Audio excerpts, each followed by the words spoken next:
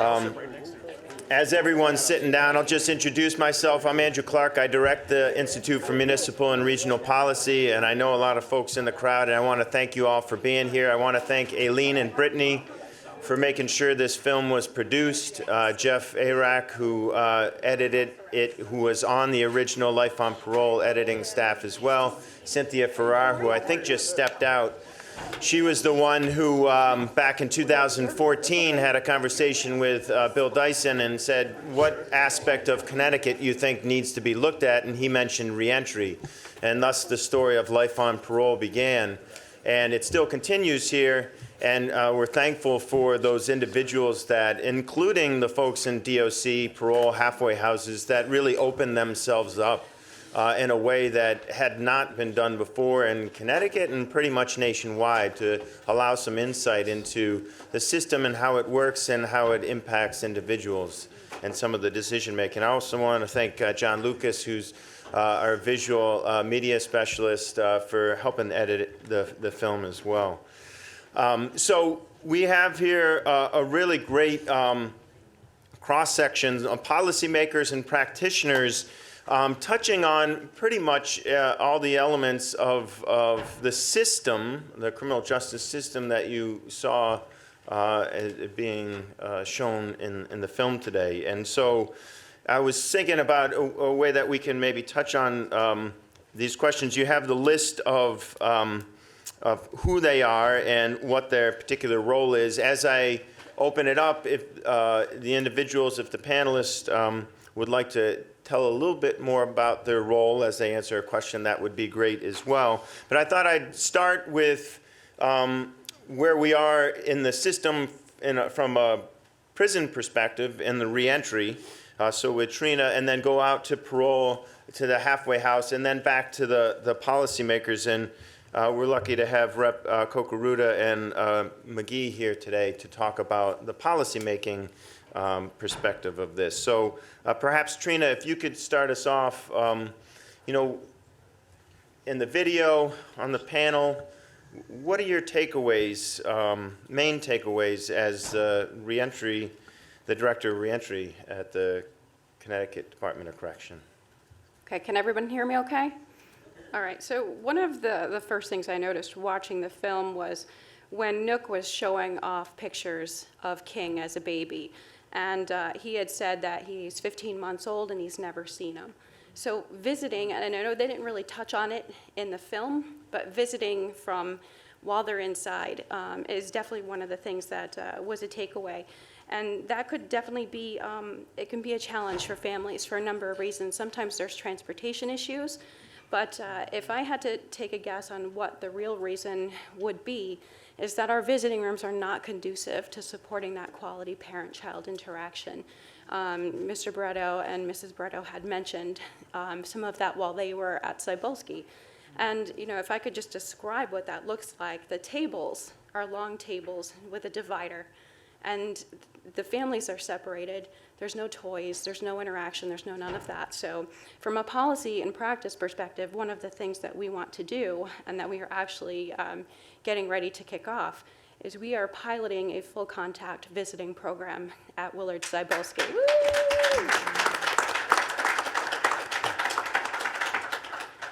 And what that means is those tables, those long tables that you guys may remember, are actually going out the door, and they're being replaced with small square tables. So each family is going to have a private table.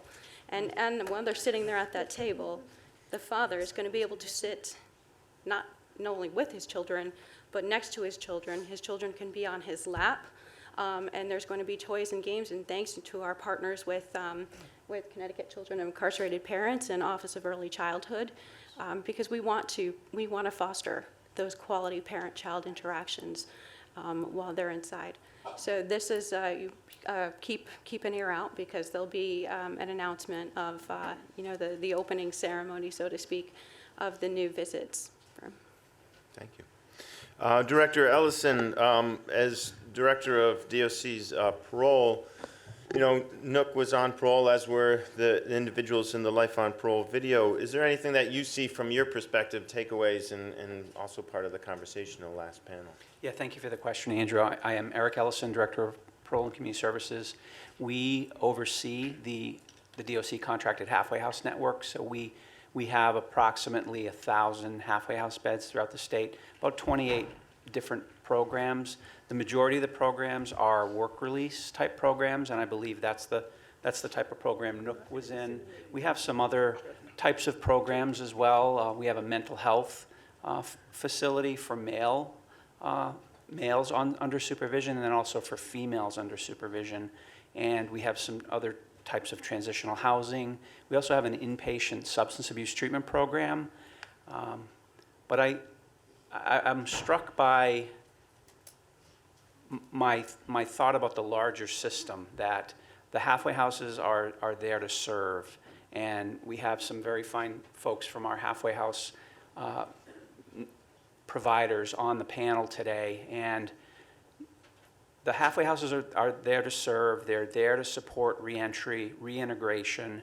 The stay for the majority of the population is about 120 days in a program. The goal of those programs is to link them back into the community, certainly back with family, back with a supportive environment. In some cases, the men and women that are in halfway houses have to establish their own supportive housing arrangements. In other cases, they return to arrangements with family, with children. So those programs are there to really support and promote that process, that very difficult process of reintegration from a correctional facility.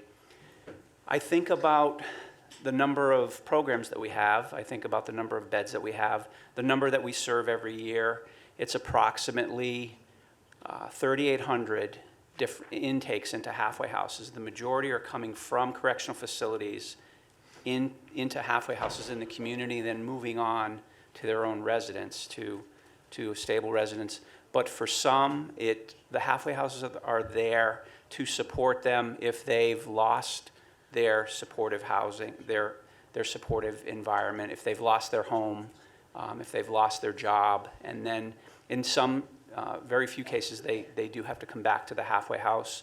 We don't have anyone on parole in shelters, so the halfway house is there really as a network, as a safety net, providing all types of support for reentry. And then the process starts over again. For Nook, as you saw, he was returned and then he was placed back in another halfway house. So we view that as another opportunity for Nook to successfully reintegrate, and we're going to do everything we can. Our staff are dedicated in supporting reentry, no matter how many times it takes an individual. Some folks it may take one time, but others, reentry is a longer process. We know the challenges that our population faces related to substance abuse.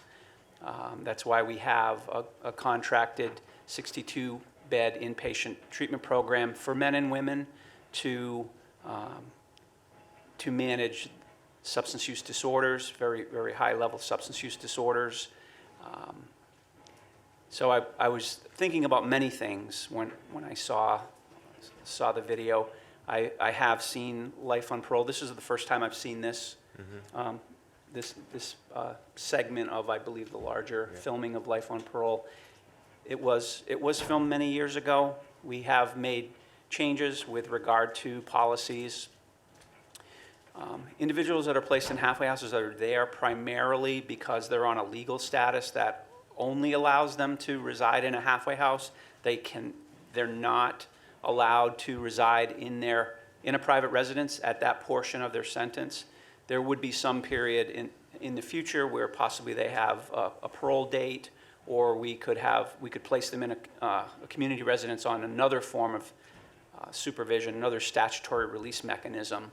But the halfway houses are there to serve that population, and I think I'll pass it on. Thank you. Yeah.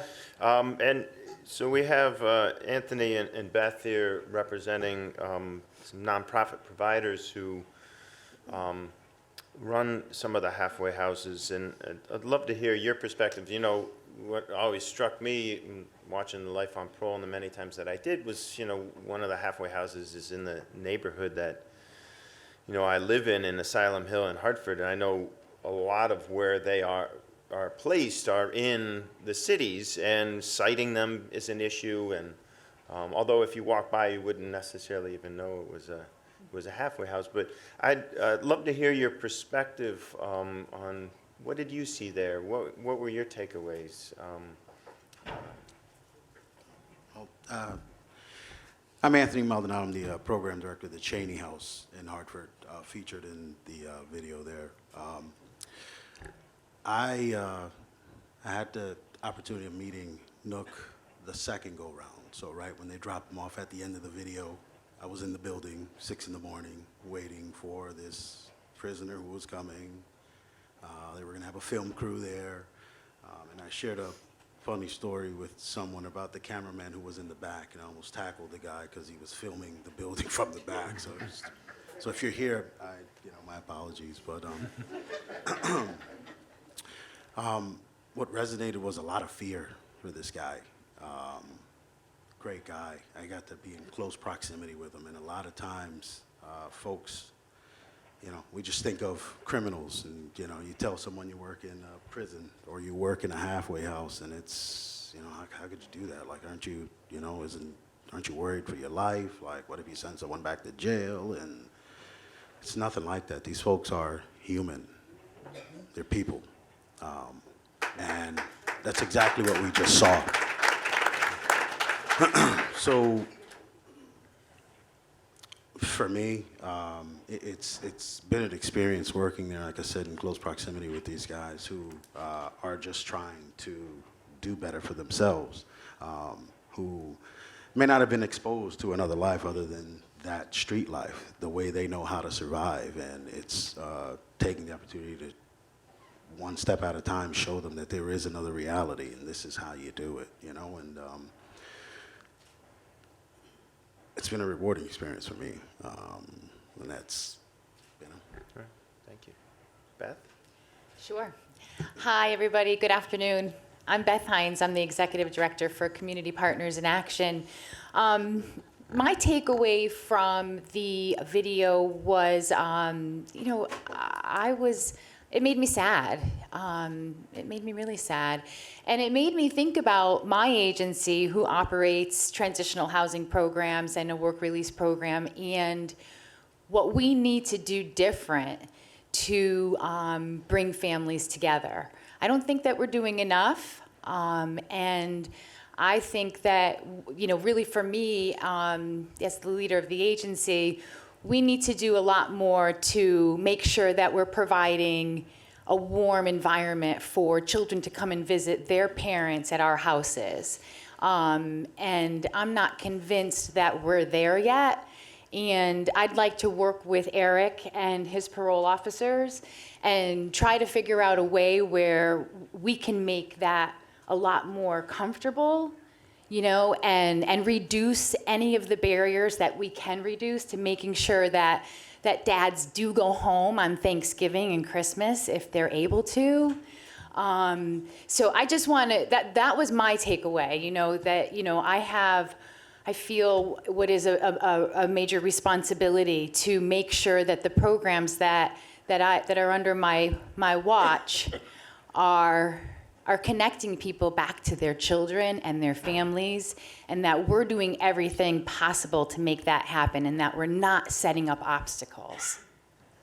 Thanks, Beth. Just sticking with the systems folks for a second, and going off of that, and what we heard in the panel and what we saw there, families seem to be a protective factor, right? Absolutely. That connection with Nook, he had such an emotional bond. We saw that with Rob in the original Life on Parole. You heard it from the folks here today. Does the system view families as a protective factor? Because it seemed like some of the things that were happening, like with what Nook was doing, using NA and AA passes to go see his kids, or this issue of Section 8 and not being able to live. I mean, if things had gone differently, you could see that family in a whole different trajectory, and it seemed like it wasn't there. It wasn't because of what they had wanted. It was because of some particular things that were happening that were out of their hands. So, I mean, there were so many times in the video where you would say to yourself, okay, but if this didn't happen, you know, like just so many times. And I think that when I learned that the family was on Section 8, I immediately was like, oh man, he's not gonna be able to go home there, you know? And those are the things that, you know, we know are major barriers, yet they're still major barriers. And we have to say to ourselves, why? Why are these things still major barriers when we know what the right thing to do is? And so how do we do right by this? You know, I've been in this business a long time, and I'm at the point where I'm kind of sick of waiting for things to change. You know, when is it going to happen? Maybe this session? Rep. McGee Brandon? and Kokoruda. I mean, you have a Housing Children's Committee, co-chair of the Black and Puerto Rican Caucus, who I know has put this at a forefront of an issue for a long time.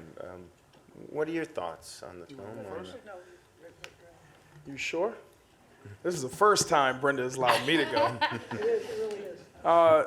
Brandon McGee, state representative for the 5th Assembly District, that's Hartford and Windsor. Also chair of the Black and Puerto Rican Caucus and co-chair of the Housing Committee. I'd like to thank you, Andrew, and Brittany for just staying on me. I think she texted me every single day last year in April to ensure that I was here. I purposely wrote down thank you to organizers, fighters, advocates, haters, and all of the above, because this work is not easy.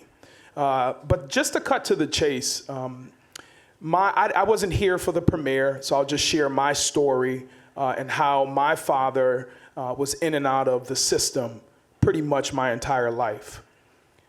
He had my mother, who he married very young. They were together for about 30 plus years. So he had a home to go to. So I didn't experience the halfway house with him.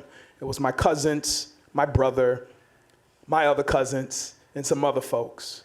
And so I know the barriers that many of those folks are faced with. So there are some policy changes that we have to make. I'll leave that there. The other piece is when we begin to talk about having access to housing, we just got to face the reality. There was a bill put forth last session that would have offered an opportunity for individuals reentering the community to have access to housing. And guess what? It was shut down in the Senate. And so that means I'm going to reintroduce it.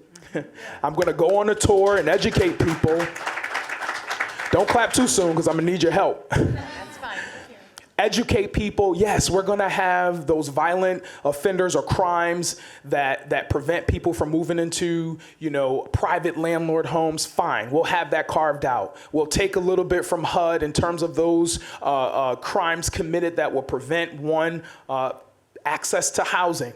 But how I plan to do this is to really look through the lenses of discrimination, right? And allow for the person reentering the community as well as the landlord an opportunity to plead their case to the SHRO person on the state level at no cost, so that folks will at least have an opportunity to live healthy lives. And you know, the other piece for me, we talk a lot about those under supervision. I think it's awesome that we have resources. We need more, okay, so that we can have more beds available, and these folks could provide more support to folks entering our community.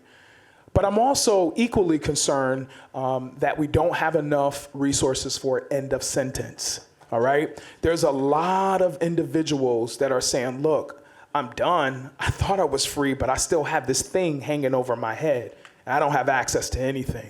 And so the system has really crippled specifically Black and brown individuals with respect to trying to live healthy lives. And so we got to stop the talk. All right, this is from myself, this for Brenda, and the other side of the aisle, and we all need to come together and figure out individuals and putting them first. So I always jokingly say, folks shouldn't let me run for mayor and then lose, because now I come back on fire to get people to understand the importance of people and their lives, and that we have to do more. All right, so I'll just shut up there and allow Brenda to talk a little bit. Kokoruda. You got my last name, Kokoruda, but you missed my first name, Noreen. That's right. Yeah. I love the fact that you're comparing me to a 50-year-old. Thank you. I can actually, I'm Noreen Kokoruda. I'm a state rep. I represent 2 small towns, Madison and Durham. I can absolutely say with certainty that I know less about this topic than anybody in this room. The bad news is that there's 187 legislators, and I bet you 130, 140 are right where I am. And I learned today, it was an incredible film. That panel, everything when I did my research to kind of prepare for today and really educate myself, your panel hit on everything that I read about. I mean, the family instability, financial instability, school problem in schools with our kids, stigma. I have to say, Marisol and Josh, the reason you're doing such a great job, we could all feel it, the love you two have for each other. It's pretty dynamic. It's going to make you both successful.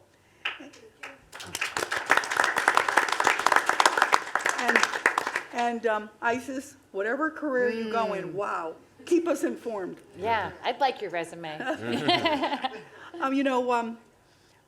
What's kind of sad is I'm on the Children's Committee, and I've been on it for about 6 or 7 years. And the children's side of this, the family side of this that we've heard so much about today, I had never really thought about till Brittany called me or emailed me, and I said, "Are you sure you want me?"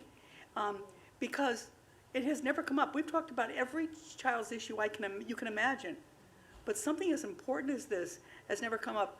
So last year, when some bills come up and policymakers have to make decisions, we're not educated enough. We really aren't. And I'll tell you, the telephone bill was a perfect example. I'm not on when it came to a probe. So all we heard was, it already had gone through the public hearing. We weren't part of the public hearing, so I never heard any of that. We're not on every committee. All we heard was they want to give discounted phone service to prisoners, but by the way, our soldiers don't have that. And right away, it ended the conversation. No one talked about the family connecting. No one talked about the children. There's an incredible story, as I told Brittany today, there's an incredible story that you folks have that you've got to teach 187 people, and it's our job to learn it. And I just want to say this was, you're exactly right. We could be doing so much more. But an education, telling this incredible story and what it's doing to our kids. Can you imagine such a big issue, this many children in Connecticut that are impacted, and we've never had a conversation about it in a Children's Committee. You name another topic that impacted children, we've had it. So we're going to change that for sure. And I want to thank you for inviting me today. This is great, and I'll take my leadership from my friend Brenda McGee. Thank you. I have a question, Andrew. Can I- Yeah. So how do we educate all of those, how many did you say, 130? 187. 180. How do we go about educating them all so that they do understand? Because frankly, it shocks me that this issue of of children with incarcerated parents has never come up. How could it never have come up? Well, it might have come up with the Black and Latino Caucus, but No, I want to but- tell you, but on the on children. our Children's Committee, Education Committee, it has not come up. But we can change that.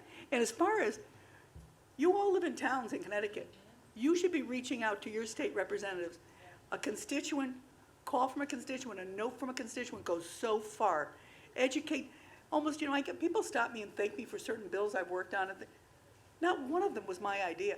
It was a constituent that educated me. It can be done.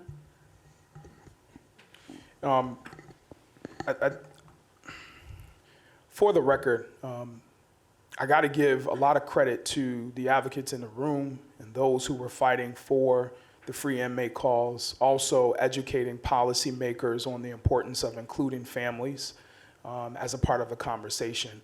I think oftentimes we isolate ourselves around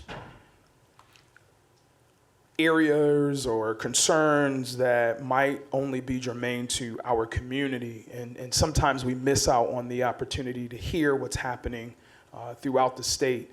And one of the things that I've challenged myself, and this is for me, and I think a lot of the members of my caucus is doing the same, don't assume that everybody knows or understands the plight of your particular community. But I also will take it a step further. It requires us as policymakers to do some homework as well, and that includes me as well. So I don't necessarily agree with your comments with respect to folks not being educated on the issue, because I think folks, they met with all legislators to share their concerns. I mean, I've got so much paper. I told Brittany, don't bring me another copy of what's happening. But it goes to show you the amount of work they put in to educating us. Andrew and the Institute and everybody in this room, when you begin to talk about those in the system and those returning home, how can we help to address those barriers? So maybe that's something that we could do together to help educate people. Thank you. And Rep. McGee, I know you have to leave by 1:45, so I just wanted to let folks know.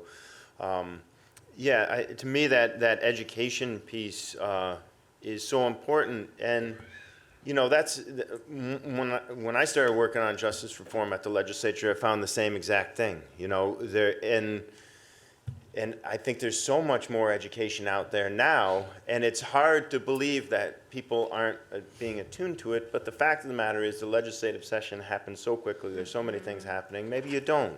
But I also understand from that perspective of being angry as to not taking that seriously when you have folks like Michelle Alexander come through, when you have 13th, when you have Brian Stevenson, and you know the history of it, that people aren't stepping back and saying, hold on, and not being afraid of the anger. Like, the anger is justified, you know, and just stepping back and saying, hold on, what's behind it? How can I listen to it? And I think that's part of some of the frustration in those conversations that maybe hinders the education sometimes.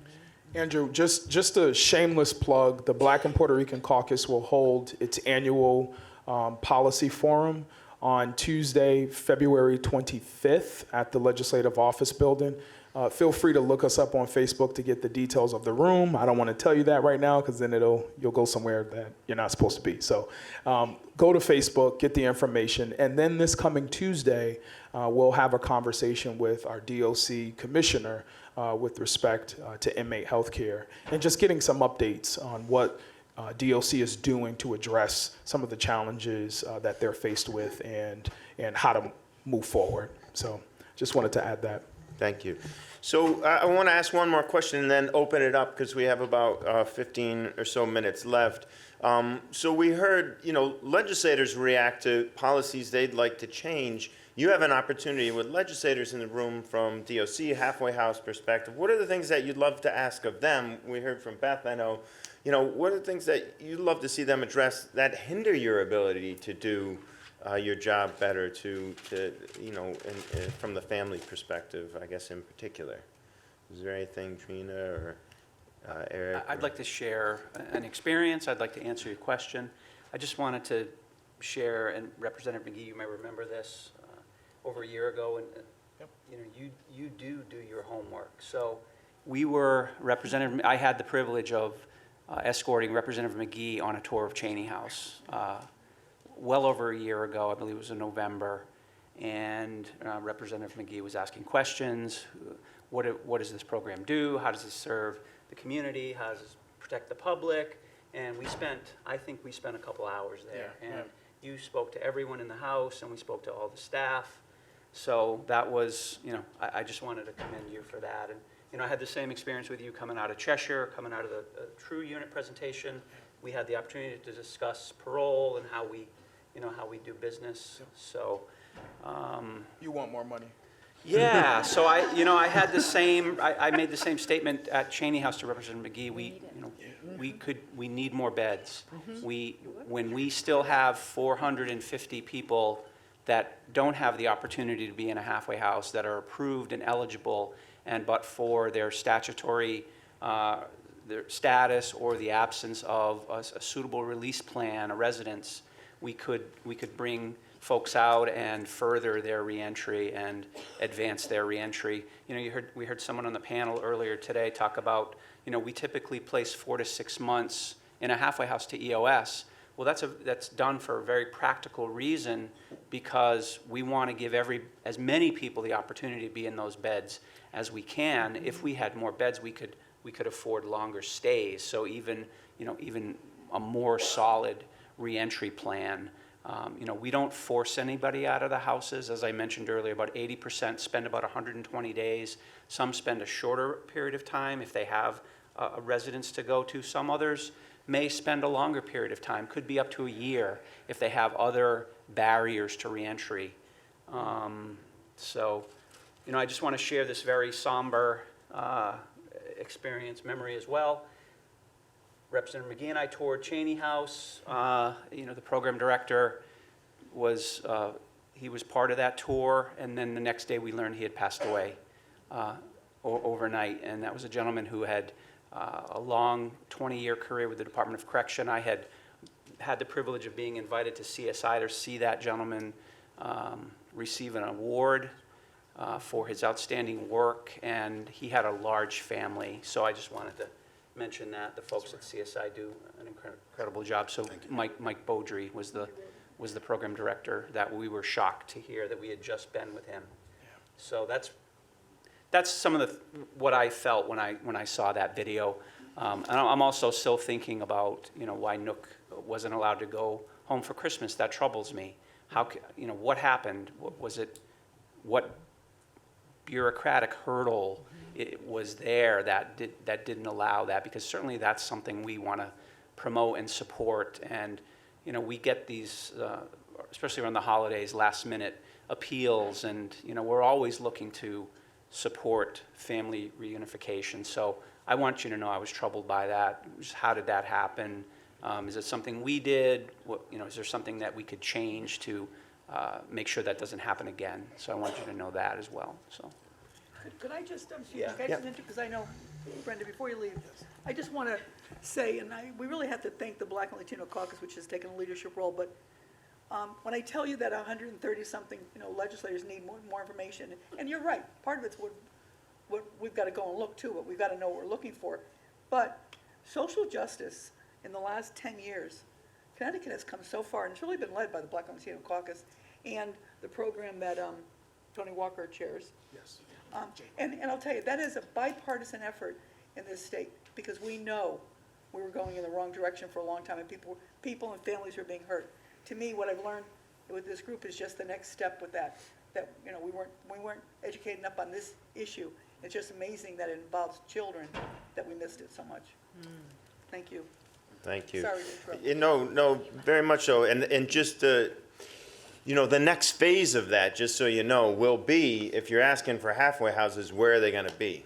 And we know from the work of the Connecticut Reentry Collaborative, you know, the vast majority of the halfway houses are in the cities, and yet that's not where everybody's coming from. So the next part of that conversation will be the issue of, well, are people in those communities that are part of the 137 that may not know it because they haven't looked at it or had experienced it, will they be willing to have those conversations about halfway houses in their community or funding in their community for these issues? And that's the next phase. I'm just putting it out there because, that's continually an issue that will come up in terms of whether or not we get funding and whether or not they get cited. Everybody's got to be a part of the solution, and that's not just from a perspective of passing a law, that's also part of the implementation phase. And so it's very heartening to hear, though, what you're saying, definitely.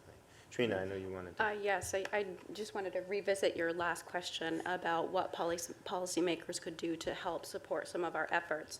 And Rep. McGee, with your current role in the Black and Puerto Rican Caucus, did he leave? He left. No, he's in the back. Oh, where is he? Mm-hmm. Brandon. Where is he? He's with Kate. Yeah, He's with Brittany. So just a question for you, sir, right before you leave. If you could be of some assistance to us in getting Puerto Rico birth certificates, we cannot get them from the Puerto Rican Demographic Register, and that is really becoming a barrier for the men and women who were born there and getting their ID, because we all know that they need access. They need that ID to get access to services, housing, treatment, jobs. So we will definitely be touching base with you to get some support in that. I appreciate you bringing that up.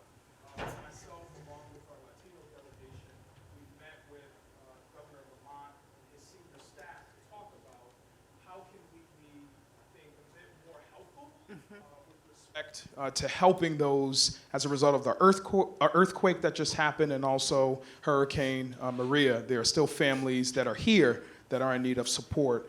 So I'd look to work with you along with the Latino Caucus and to really figure out how can we get some feet on the ground there to help us navigate through the government folks down there. There are a lot of challenges, let's just put that out there with some of the officials. But I think working through Blumenthal's office, Murphy's office, we could really get some support there. So look forward to hearing from you. Appreciate it. Thank you. Thank you. So while the mic's out there, if anybody has a question for the panelists? No one with a burning question? All right, here we go. Hi, my name is Roger Stutz, and I chair the Men and Boys Fund, which supports men and boys in Central Connecticut.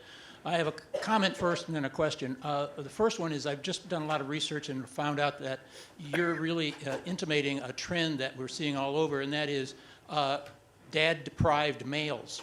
And it's become a real issue that we're trying to learn more about, and the impact when a young male does not have a parent around, or particularly a father around, and what their success ratio is and the challenges they face. So I really appreciate your comments and follow-up today and the previous panel and here.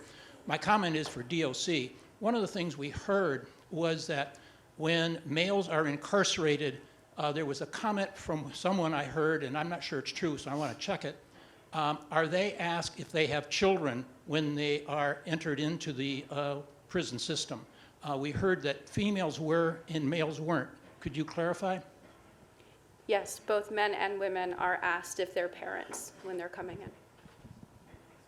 So, and just if I could piggyback off that, I wanted to mention this earlier. And one of the things I saw in the film, Ebony was talking about how her son, was picking his skin and having eating problems when the father was going back in. And Nook also talked about how angry his son was.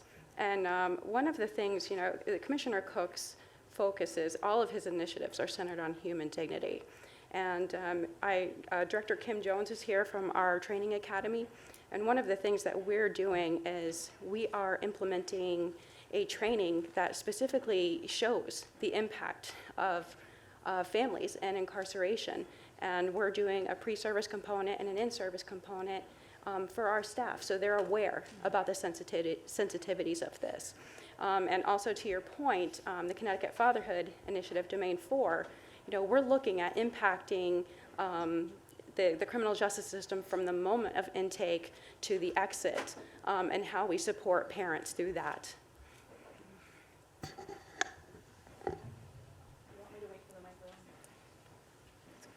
He's coming.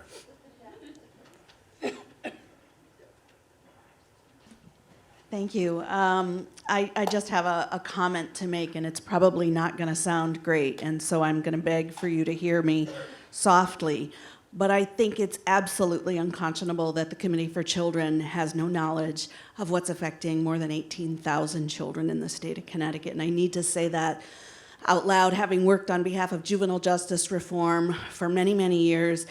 This is largely an invisible population. The children, and I am directing my remarks to you, Representative Kokoruda.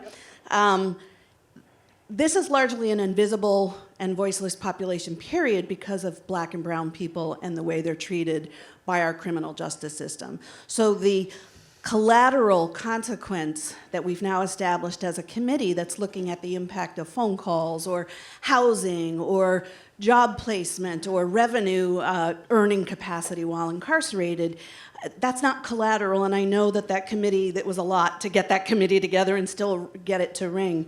But the idea that the Committee for Children is either uneducated or uncaring or unwilling, and I'm not saying that you are, I'm saying, wow, you're having an aha moment, and I'm all for that. I'm having a pulpit moment, so I'll wrap it up. We've obviously seen how our country treats children, never mind children who live here, children who come here. You know, they're imprisoned as well. And so I did appreciate the panel's remarks, you know, the previous panel. The children are affected. The work that IMRP does and CIP does is just incredible. So I want to say that I think that if there are not members of the Committee for Children sitting on some of these panels, these commissions, and these, you know, committees, then we've got to take another look at how we're representing, truly representing. And I wanted to say, too, in terms of some of the supportive housing, you know, I think that's the reinvestment that we're looking for from the downsizing of our industrial prison, is how do we support people more in the community? And I think I'll just stop there. I didn't ask a question. I just wanted a minute to say that I just think that if we're not paying attention to our children, then we're not addressing the human dignity issue at all. Because until, and I'm borrowing this phrase from a woman who works for the Graustein Leadership Program, until white people care enough about what's happening to black and brown people's children, as much as black people care about what happens to white people's children, nothing's going to change.